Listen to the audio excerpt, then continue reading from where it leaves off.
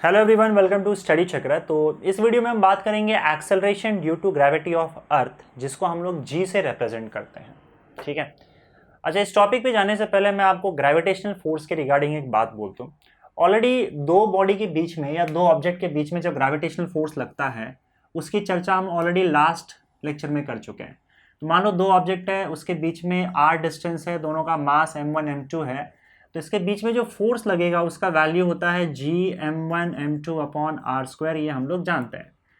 पर ये न्यूटन ने जो लॉ दिया था वो पॉइंट ऑब्जेक्ट्स के लिए दिया था।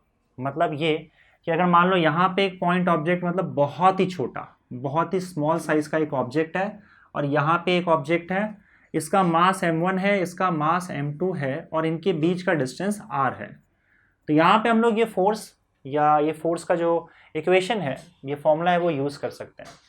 लेकिन प्रॉब्लम तब होगी जब आपका ऑब्जेक्ट बहुत बड़ा हो जाए। ठीक है। मान लो आपका एक ऑब्जेक्ट का साइज ऐसा है, बहुत बड़ा है, दूसरा ऐसा है, तो ये दो सामने सामने रखे हुए हैं, तब क्या होगा? तब तो प्रॉब्लम है, क्योंकि अब इनके बीच का जो डिस्टेंस आर लेना है उसमें आप फंस जाओगे। क्योंकि ये आर लोगे तो गड़बड़ है, क्योंकि ये बहुत छोटा डिस्टेंस है, राइट। या ये वाला डिस्टेंस पकड़ोगे तो थोड़ा बड़ा हो जाएगा, ये वाला डिस्टेंस लोगे तो वो थोड़ा बड़ा होगा। तो अब यहाँ पे हम ये फंस जाते हैं कि इन दोनों के बीच का डिस्टेंस ये है कि क्या है, या फिर इनके बीच का ऐसा डिस्टेंस है। क्योंकि अब ऐसे बहुत सारे पॉइंट्स इस पर है और बहुत सारे पॉइंट्स इस ऑब्जेक्ट पे है जिनके बीच में डिस्टेंस कैलकुलेट किया जा सकता है। तो यहाँ पे आर का मतलब क्या होगा और किन दो ऑब्जेक्ट के बीच में डिस्टेंस माना जाएगा।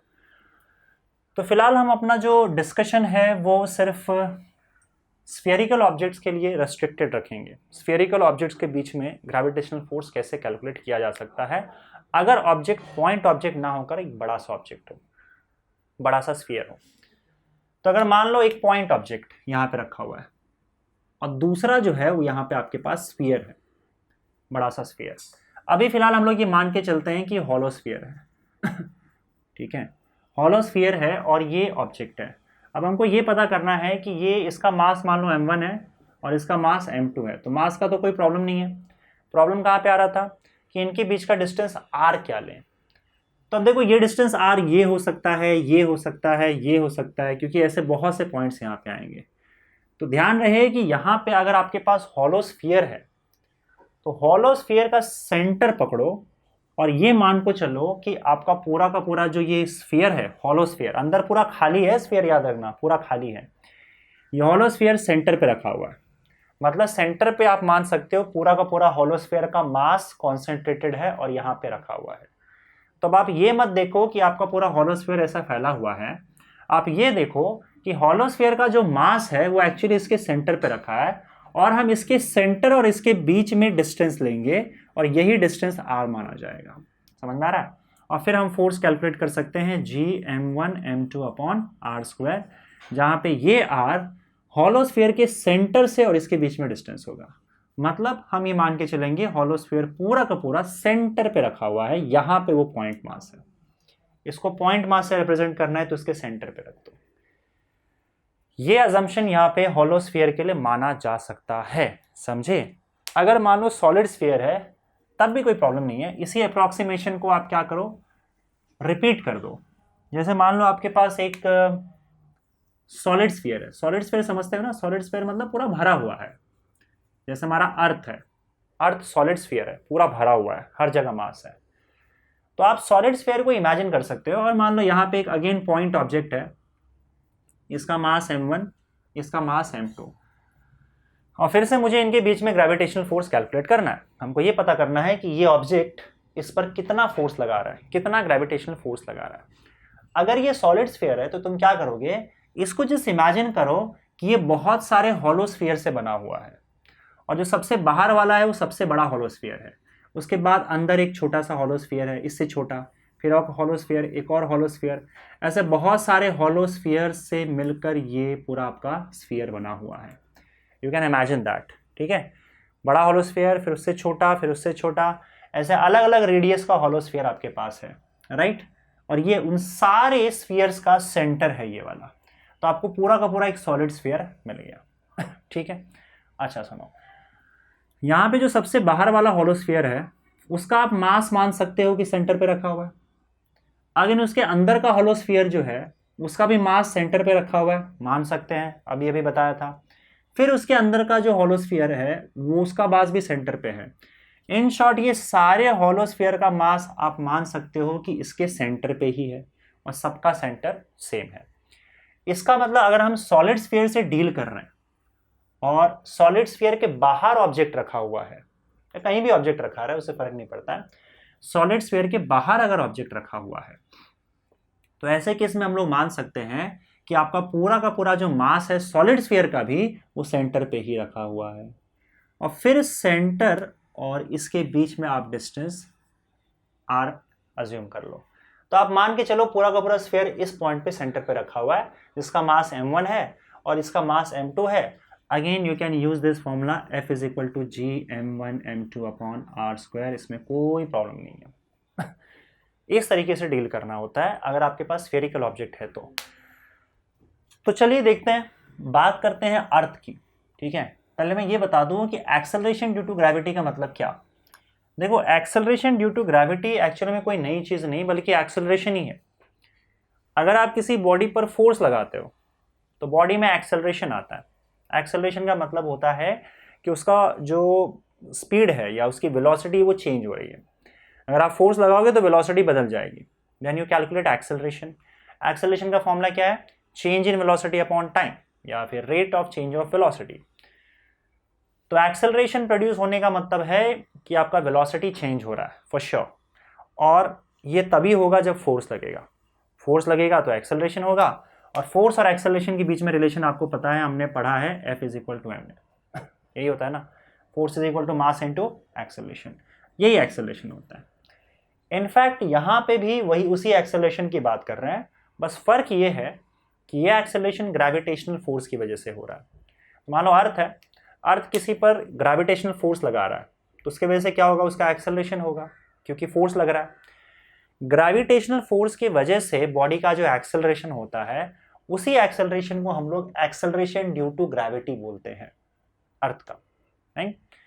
और ये स्पेसिफाई करने के लिए कि ये एक्सेलरेशन ग्रेविटी की वजह से हुआ है, हम एक्सेलरेशन को ए से डिनोट ना करके हम उसको जी से डिनोट कर देते हैं एक्सेलरेशन को, और ये आपका M G force into force is equal to mass into acceleration, ये फॉर्मूला आ जाता है। और यहाँ पे ये जो फोर्स F है it is nothing but gravitational force. So gravitational force is equal to mass into gravitational acceleration. इसी ग्रेविटेशनल फोर्स को हम लोग वेट बोल देते हैं। वेट का कॉन्सेप्ट मैं आपको ऑलरेडी बता चुका हूँ। इसी ग्रेविटेशनल फोर्स को हम लोग वेट बोल देते हैं, राइट? समझ में आ रहा है? So acceleration due to gravity is nothing but acceleration, simply acceleration produced by gravitational force. तो हम अर्थ का एक्सेलरेशन ड्यू टू ग्रेविटी यहाँ पे ढूंढ रहे हैं। इसका मतलब ये है कि किसी भी ऑब्जेक्ट पे अगर अर्थ ग्रेविटेशनल फोर्स लगाता है तो उसके वजह से क्या एक्सेलरेशन आएगा।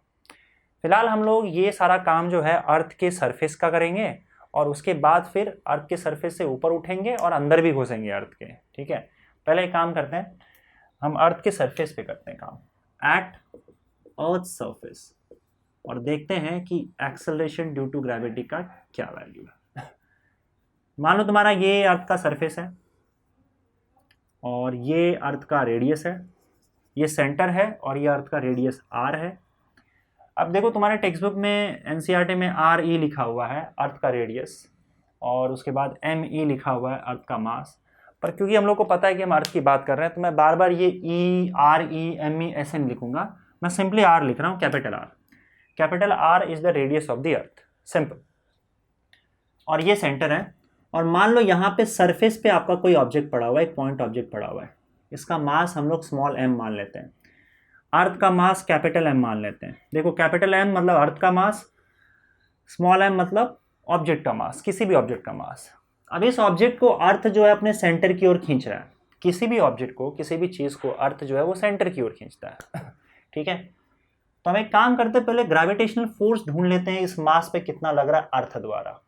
अभी अभी हमारा अप्रोक्सीमेशन देखा था हम लोगों ने कि अगर सपोज करो अर्थ एक स्फीयर है तो आप ये मान सकते हो, सॉलिड स्फीयर है तो आप ये मान सकते हो कि अर्थ का जो मास है वो पूरी तरह से सेंटर पे है। तो इसका मतलब अगर मुझे फोर्स कैलकुलेट करना है और दोनों ऑब्जेक्ट के बीच का डिस्टेंस निकालना है तो क्योंकि ये सॉलिड स्फीयर है तो इसके सेंटर और ऑब्जेक्ट के बीच का जो डिस्टेंस है वही मेरा आर का वैल्यू होगा। तो ग्रेविटेशनल फोर्स का फॉर्मूला क्या था, Gm1m2/r²। ठीक है, ये था ना। तो यहाँ पे ग्रेविटेशनल फोर्स जो होगा उसका फॉर्मूला क्या हो जाएगा बताओ, F = G m1 हम अर्थ का मास ले लेते हैं। यहाँ पे दो ऑब्जेक्ट है, एक अर्थ है और एक दूसरा ऑब्जेक्ट है जिस पे हम ग्रेविटेशनल फोर्स निकाल रहे हैं। तो अर्थ का मास कैपिटल M, ऑब्जेक्ट का मास स्मॉल m, और उन दोनों के बीच का डिस्टेंस हम सेंटर से लेंगे, दैट इज r, तो कैपिटल R² हो जाएगा। ना अभी भी बताया था फोर्स = होता है मास इनटू एक्सेलरेशन, और यहाँ पे जो एक्सेलरेशन होगा वो एक्सेलरेशन ड्यू टू ग्रेविटी होगा। तो F = mg आ जाएगा, that is equal to Gm/r²। यहाँ से m और m कैंसिल आउट हो जाएगा और यहाँ पे g का वैल्यू आपको मिलेगा Gm/r²। यही आपका एक्सेलरेशन ड्यू टू ग्रेविटी का वैल्यू है ऑन अर्थ सरफेस। अर्थ के सरफेस पे इतना वैल्यू आता है।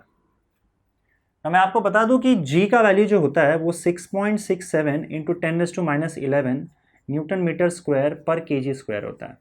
ठीक है, अर्थ का जो मास है वो लगभग 6 × 10⁻24 kg होता है, और अर्थ का जो रेडियस होता है वो 6.4 × 10⁶ मीटर होता है।